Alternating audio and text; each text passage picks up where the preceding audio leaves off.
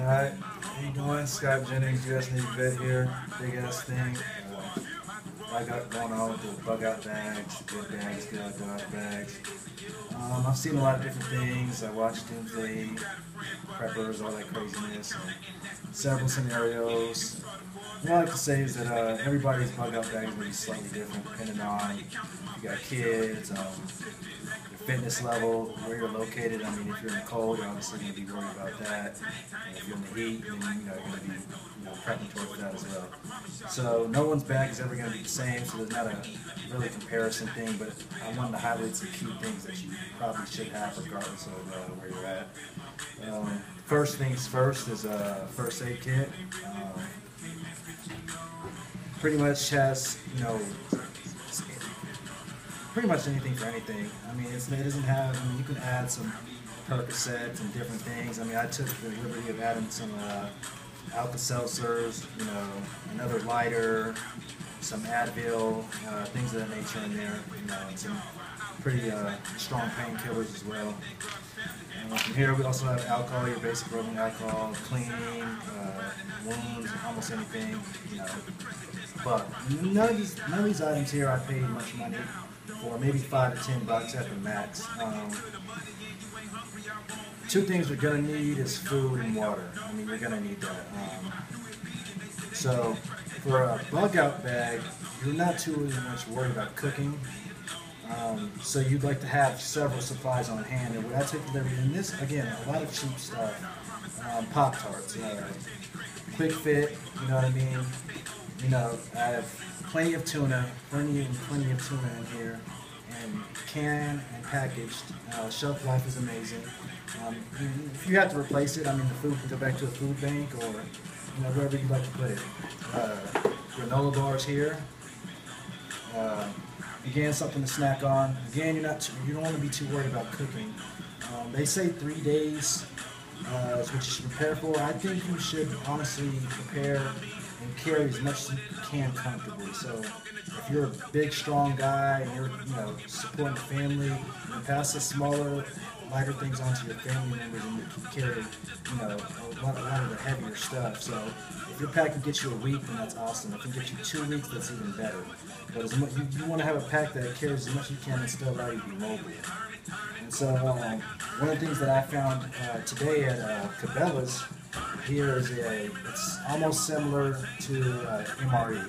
It's self-eating. It contains a water pouch, your cutlery, salt, pepper, and you don't need anything but this. And this is a great meal. I mean, 500 calories. And again, I have about 3 or 4 of these in here in this pack with me right now. Again, these are cheap items. Right here I have emergency poncho, emergency blanket, and we want to go into obviously flashlights. LED flashlights work best. They last so much longer than regular flashlights, so have as many as you can comfortably carry. I have these two and a heavy-duty LED flashlight in my bag as well. Again, they last a long time, and you can never go without. Because if you only have one flashlight and you lose it, it sucks to kind of be carrying around a lighter. That brings me to warmth heating. Right here are these fuel bars. You can find them at Army Surplus. They're 99 cents. I mean, you light them on fire and you've got automatic fire pretty much. It's standard military grade. They last. No one actually knows how long they last, but great stuff. Right here, waterproof storm matches. I have about, I'd say at least 6 lighters in my bag, including this one, standard, lighter. So I have plenty of those. And again, these are things that you're just going to need, and you never know it. I mean, tape, nylon rope, and I think these are the standard things that you should have in your bag. As well as, depending on your area, I went and took the liberty of getting a machete. It seems like it's a lot, it's too much, but it's a perfect knife for actually chopping. People like to use their standard pocket knife for that, and I don't think that's going to actually fit the job. And so I have the liberty of having both. I mean, this one, it's a folding knife, no, not as sturdy, but it has a clip that can be carried. Small task, I would use this. My bigger task, I have this, and this is excellent. not only is it intimidating, it's actually an excellent self-defense weapon. Um, you can do a lot with this. And it also comes with a carrying case as well, if you want to take that to your belt. So, all good things here to have. Now, what I want to highlight what's special about my bag, um, really is how cheap it is. None of this stuff came from a crazy store online. This is a classic backpack that I was using in school. JanSport's pretty sturdy bag. It's lasted quite a long time. Stitching is great. I've tried it out. It's pretty rugged. But what makes my bag special is things of this nature. This is a camp jug. It's a 2-gallon jug. It's collapsible. When you need to find water, if you can get to a water source, this and your water purification tablets, it's going to do you a lot. It's going to do good for you. I mean, there's only so much water you can actually carry, which is why I only have a standard gallon of water here and my actual water bottle. But this right here will allow me to carry a lot of water if I do get settled in for the night and I can find a water source. I can carry a lot of water here and I can sanitize it with my purification tablets. And so this is a good thing to have. It's collapsible. It's wonderful. And also, you have to think about bartering. I took the liberty of having alcohol. You never know. I mean, it's going to be hard out there, so if you are a drinker, I mean, I suggest that you not battle alcohol withdrawals while you're going through a stressful situation. And if you're not a drinker, there's going to be a lot of people that want to drink. You can obviously, at that time, alcohol's going to be going out the roof. And also, it's great for trading. It makes a great trading item. I also have a flask in here as well. Simple comfort items, gum, sugar, salts, and small blades. I have a tack kit here for tarps and anything that I might need to set up if I cannot find a shelter. Also, I'm in Colorado, so I have plenty of these. These are 59 cents at Cabela's. There's just simple hand warmers. Stick them in your shoe, put them inside your gloves. Hey, you're staving off the cold. And this is a pretty simple kit for me. I mean, in my estimation, the amount of food, water, I can almost create water if I can get to a water source. I also have a beautiful girlfriend who'll be with me who has a bag that will carry a lot of the items that are not presented, such as clothing. If you do, try to find military-grade clothing. Obviously, me being a vet, I have a lot of those items. Sturdy boots, which we'll be wearing at the time, or it will be available. Also, nothing wrong with your standard classic military-grade duffel bag. These things are not ripping. There's not a lot that's going to happen to them. I mean, you're going to have to do a lot to set these things on fire. It's a wonderful bag, and it's big. I mean, you can really carry a lot in this, whether you want to carry big blankets. If you find stuff along your trek or your journey, you have an extra bag. You want to have an extra bag. Preferably something strong and open, such as this.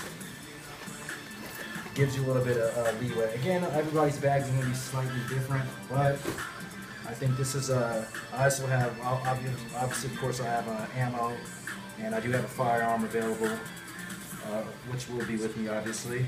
And let's go to the household things.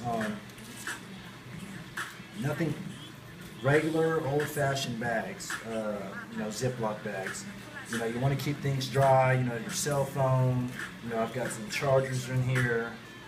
Just things, this is going to keep your goods still dry. If you have leftover, obviously you don't want to be getting rid of any food.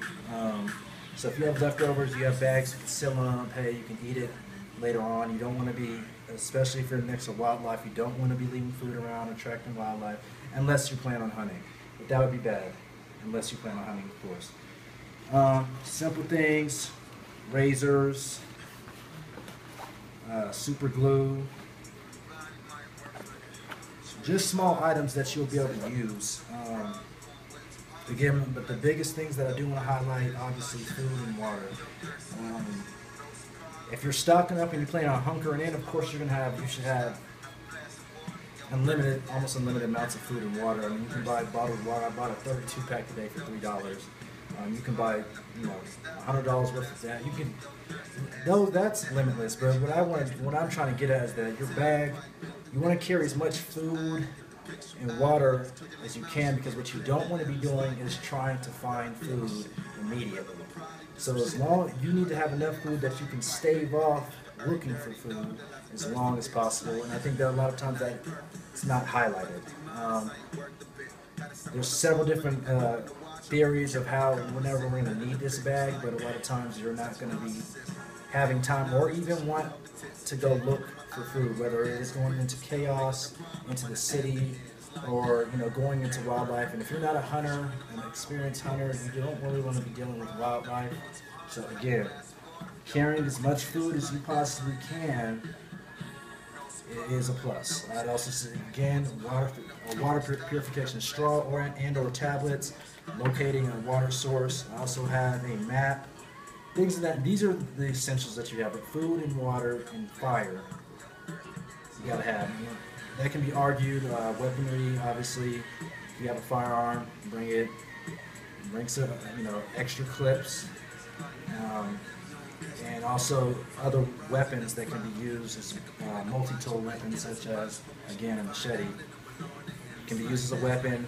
Can be helped to clear brushes, cut down branches, whatever you may need. And of course, there's nothing wrong with this regular pocket knife. I actually have a smaller one in there for medical purposes.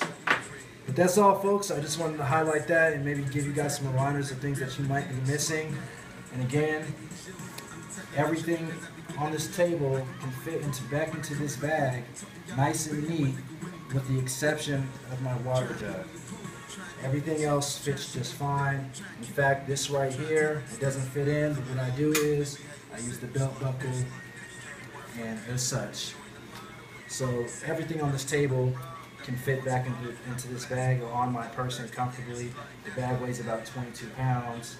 And you can do a lot. If you have a partner or team, you can carry more items.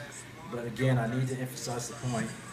You want to carry as much food and water and supplies as you can, because that 72-day rule, a lot of it's not going to change in 3 days. In the event of one of our Hurricane Katrina, people were displaced for weeks until they were found, until they could get to a camp, until they could get to a refugee site. So 3 days is great, but let's try to push for a week to 10 days or more if you can hack it. But that's all, folks, and that's my bug out bag.